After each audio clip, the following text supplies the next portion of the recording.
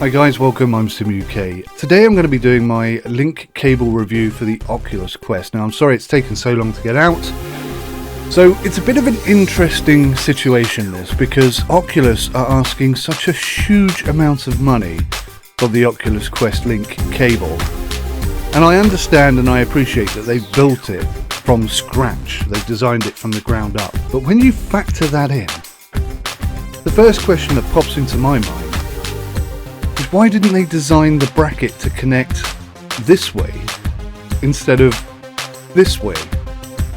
I've already seen multiple images of people who have ripped the end of their Oculus Quest LINK cable out. Now if it's a £5–10 cable, you can kind of swallow your pride and buy another one. But when you're chunking out £90 for a cable, then things get a little bit squiffy in my eyes.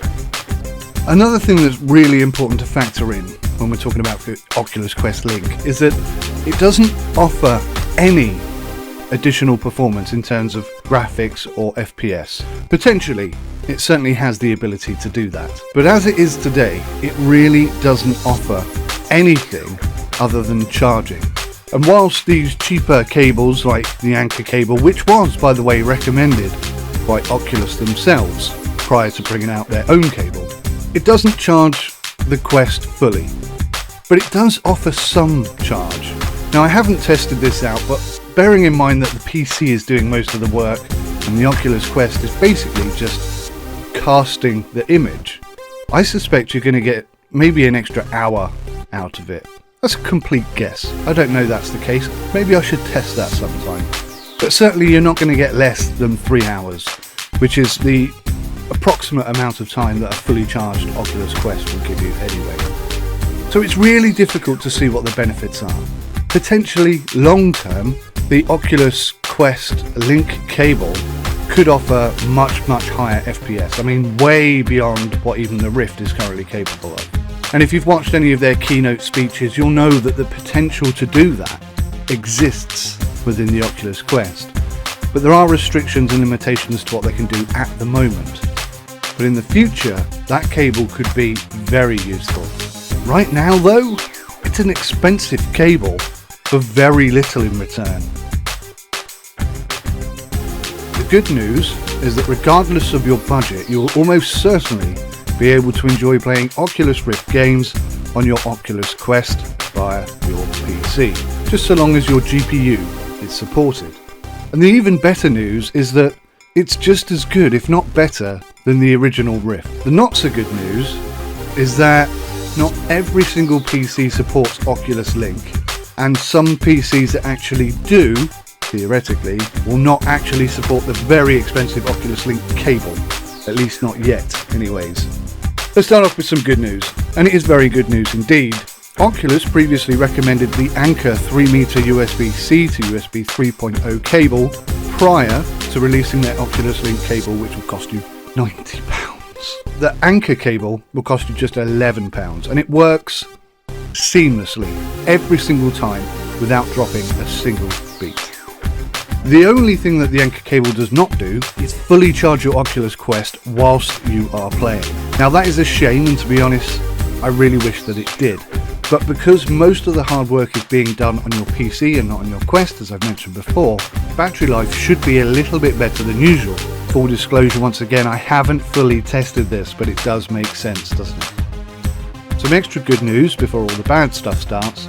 There are numerous cabling companies working hard to release Oculus Quest LINK cables that are designed specifically for this purpose, which means that charging will almost certainly be included. And the price is almost certainly going to be about 50% of the Oculus Quest LINK cable price. Okay, so before I delve into the complexities surrounding the Oculus LINK cable, my recommendation is quite simple. It's to buy either the ANKER cable that I'm reviewing here, or any other proven USB-C cable which costs you less than £90. Why? Because of these very important reasons. The LINK cable from Oculus is so expensive that it's basically unsustainable, meaning that it will eventually get cheaper, sooner or later. considerably cheaper cables will offer identical or even better performance. It just won't charge the Oculus Quest fully whilst playing, but it should still elongate the battery life. If you break your Oculus Quest cable, and many people have, it is an extremely expensive replacement. And if you buy a cheap cable now, you're always going to have it as a backup should you invest in an Oculus Quest cable later on. Let's be totally honest here, VR is quite immersive, and having a 3-hour battery life limit on VR is probably quite a healthy thing for all of us. But don't just rush out and buy an ANKER cable yet, because there's more that you need to know about it. Finally, my fourth reason, for those of you with a Thunderbolt USB-C connection, you will not currently be able to use the Oculus Quest LINK cable. It won't work properly. Whilst that issue has not been officially acknowledged by Oculus, my research and others certainly suggest that this is where the problem lies.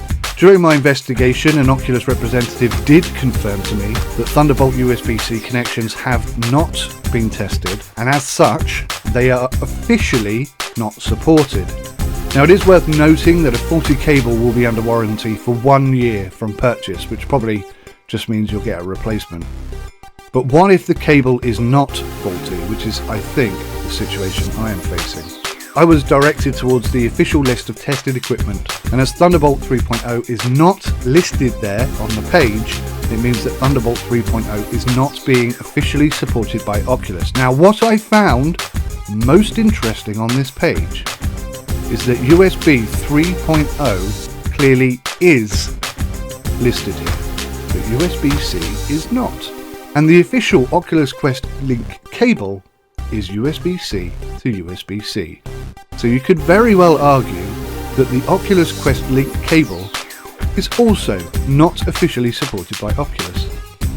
The only safe bet I can offer you is this: if you have bought an Oculus Quest LINK cable and it does not work on your Thunderbolt USB-C connection, you have 30 days to return it.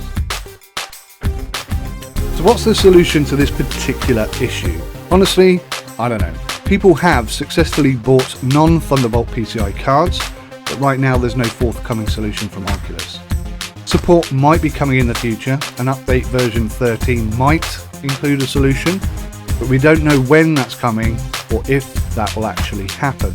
So technically, because of the way in which Oculus have built their bespoke cable, there might not be a solution at all.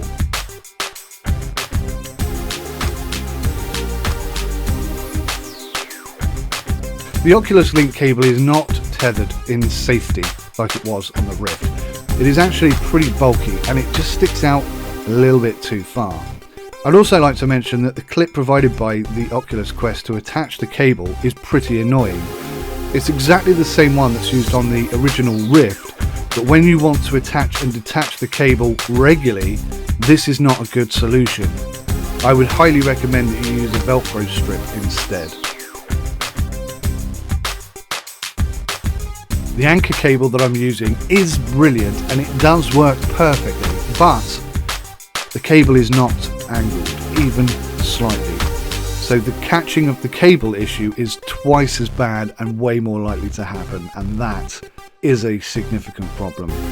You can try buying a USB-C angled bracket. It's not recommended by Oculus. Some do work perfectly, some cause delays, and some don't work at all. So please do your own research before you buy anything. And actually, some people have had some small yet significant success with either reversing the Oculus LINK cable or using a USB to USB 3.0 dongle, which obviously means you're going to lose the charging capability, which means we're back to recommending the cheap cable. And that's only applicable for people with Thunderbolt 3.0 USB-C connections. Now, it's not all doom and gloom. The performance and the gameplay is excellent on the ANKER cable, and if you have bought the Oculus cable and you are not using Thunderbolt USB-C ports, then you should be absolutely okay as well.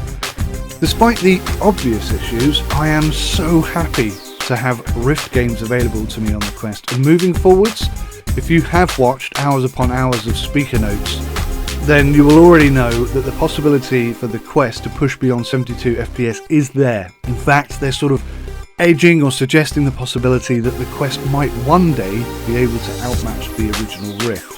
For many people, 90 FPS is the sweet spot, and the Quest is technically capable of it, but politics, secrets and restrictions are standing in the way of that right now. But in time, I suspect a lot more good stuff with the Quest.